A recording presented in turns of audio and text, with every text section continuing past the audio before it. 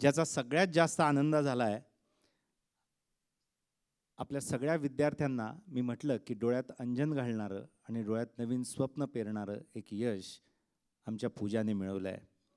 मी आपल्या मंचाला विनंती करीन की त्यांनी सगळ्यांनी आमच्या सगळ्यांच्या वतीने पूजाचं इथे कौतुक करावं. पूजा UPSC परीक्षा यावर्षी पास झालेली आहे आणि पूजाचा ऑल इंडिया रँक 537 आला आहे. पूजा अशोक कदम.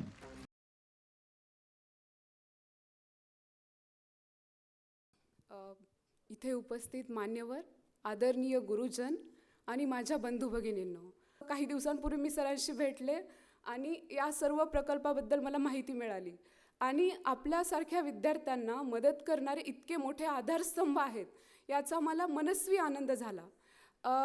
हो, माझ्या यशामध्ये खूप जास्त वाटेकरी आहेत आणि खूप वेगळ्या पद्धतीचा प्रवास होता. माझ्या या यशामध्ये आईवडिलांचं खूप मोठं कॉन्ट्रीब्युशन आहे असं मला वाटतं. मला सांगायला खूप जास्त आवडेल की माझी मोठी बहीण B.Pharmacy झालं गव्हर्नमेंट कॉलेजमधून आणि जर्मनीमधून मास्टर्स केलं तिने. 2 नंबरची बहीण गव्हर्नमेंटमधून इंजिनिअरिंग केलं, M.Tech केलं COEPमधून. 3 नंबरची बहीण MBBS केलं गव्हर्नमेंट सोलापूर इथून आणि MD पॅथॉलॉजिस्ट झाली आहे. आज तिचं हॉस्पिटल आहे. आणि चौथी मी होते, जिचे खूप वेगळे चॅलेंजेस होते, पण आईवडिलांनी कधीही या गोष्टीकडे पॉईंट आऊट नाही केलं की तुला त्रास आहे. त्यांचं एकच होतं की तू होणार, तू झालीच पाहिजे IAS आणि आमचा तुला पूर्ण सपोर्ट आहे.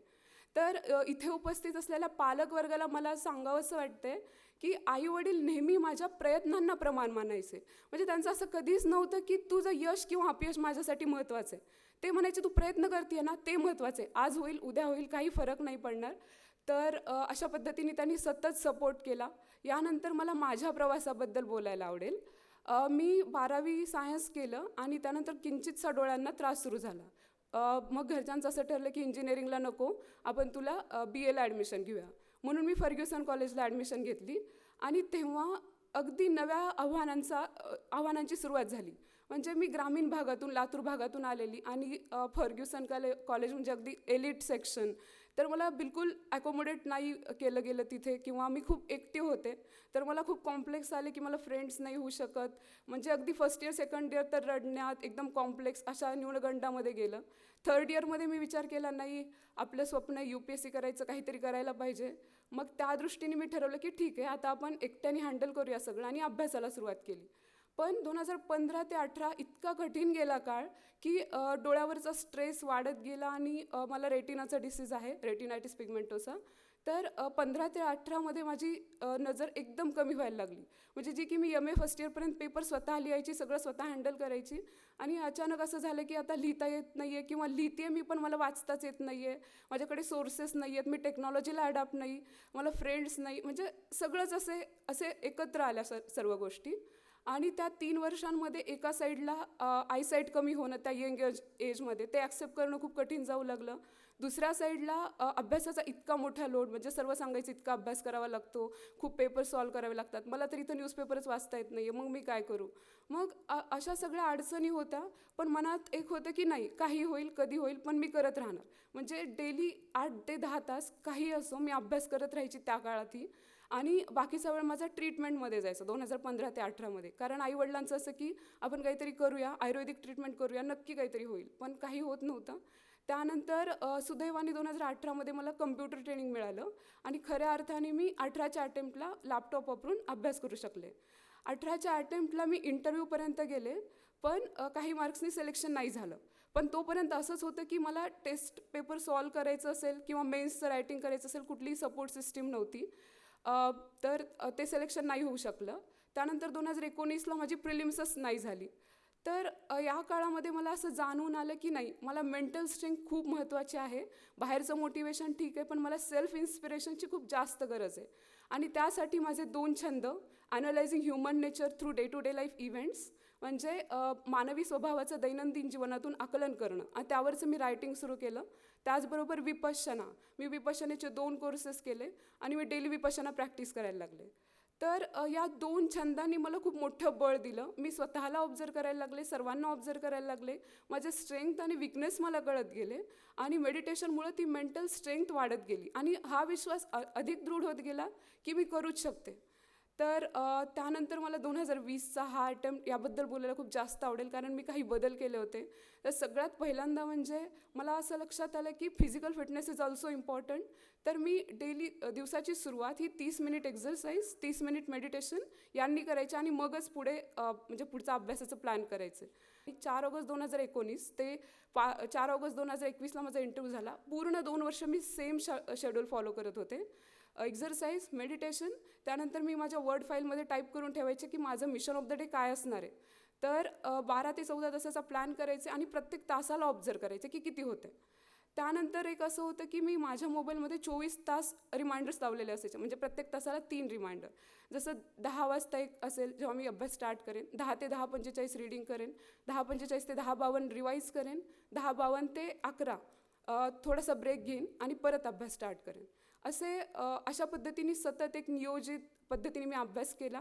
त्याचबरोबर सगळ्यात महत्त्वाचा म्हणजे साथी ग्रुप.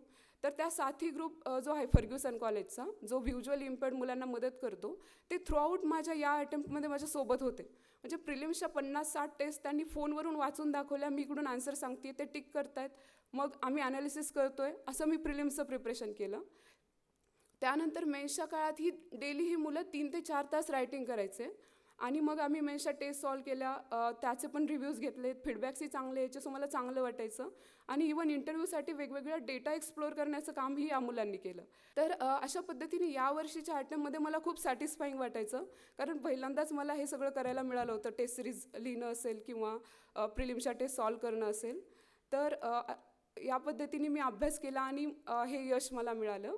आता ह्या सगळ्या प्रवासामध्ये मला काही गोष्टी सांगायला नक्की आवडतील की मला 4 गोष्टी खूप महत्त्वाच्या वाटतात. एक तर एक्झरसाईज, मेडिटेशन, अभ्यास आणि थॉट प्रोसेस. म्हणजे स्वतःला किती तुम्ही पुश करताय, त्याशिवाय पुढे नाही जाऊ शकत आपण. आणि त्यासाठी माझ्या हॉबीची मी खूप मदत घेतली आणि त्यातले जे काही थॉट्स जे मी सतत स्वतःला सांगायचे ते इथं मला सांगायला आवडेल. तर अशा पद्धतीने स्वतःला प्रेरणा देत राहण्याचं काम प्रत्येक विद्यार्थ्यांनी केलं पाहिजे असं मला वाटतं. त्यानंतर जसं सर ही सुरुवातीला बोलले की हे जे कौतुक होते, माझं खूप कौतुक होते, सर्व उत्तीर्ण विद्यार्थ्यांचं कौतुक होते, ते त्यांच्या हार्डवर्कचं कौतुक आहेच, पण दुसऱ्या बाजूला त्यांना जी जबाबदारी दिली जाते त्याप्रती दाखवला जाणारा तो विश्वास आहे. तर मला असं वाटतं की या विश्वासात, जसं गौरवही बोलला, या विश्वासास पाईक होण्याचा आम्ही पूर्ण प्रयत्न करू. तर मीही असं विश्वास देऊ इच्छिते की हो, या विश्वासास पात्र होण्याचा आम्ही सर्वजण पूर्ण प्रयत्न करू. आणि आमच्यापुढे राजेश सरांसारखे, अभिजित सरांसारखे आदर्श आहेत. तर नक्कीच म्हणजे या प्रेरणेने आम्ही पुढच्या काळामध्ये खूप जास्त चांगलं काम करण्याचा सतत प्रयत्न करू.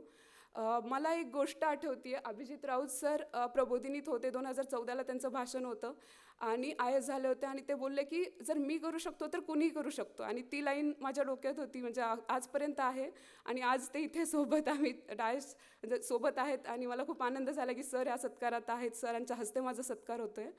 तर अशा पद्धतीने माझा हा पूर्ण प्रवास होता आणि आता मी मनोबलशी जोडली गेली आहे आणि इथून पुढच्या काळात माझ्यासारख्या विद्यार्थ्यांना, दिव्यांग विद्यार्थ्यांना एक नवसक्षमीकरण करण्याचा जो महाजन सरांचा प्रयत्न आहे आणि त्यांच्या टीमचा प्रयत्न आहे, यात काही कॉन्ट्रीब्युशन करता आलं तर मी नक्कीच कृतज्ञ असेन. एवढं बोलून मी थांबते. मला माझ्या आईनी शिकवलेली एक कविता आठवते, ती 4 ओळी बोलते मी. उंच घाट चढून या जाणे फार अवघड, परी धीर मनी धरोनी कधी न हो बेजार, ढळू कधी देऊ नको हृदयाचा निर्धार, मग भय कसले तुझला सिद्धीस येईल सार. धन्यवाद. निशब्द पूजा, खूप छान. आणि या कारणाकरता राजेश दादा, मी तुम्हाला जे म्हटलं होतं की आपण मग पुण्याला एक प्रोजेक्ट सुरू केला, कारण या मुलांचे हायर एज्युकेशनचे कोर्सेस शहरात आहेत आणि आपण या सगळ्या विद्यार्थ्यांचं हायर एज्युकेशन आणि कॉम्पिटेटिव्ह दोघं व्हायला पाहिजे. हा एवढा स्ट्रगल नको व्हायला पाहिजे, या सगळ्या व्यवस्था आपल्याकडे उभ्या केल्या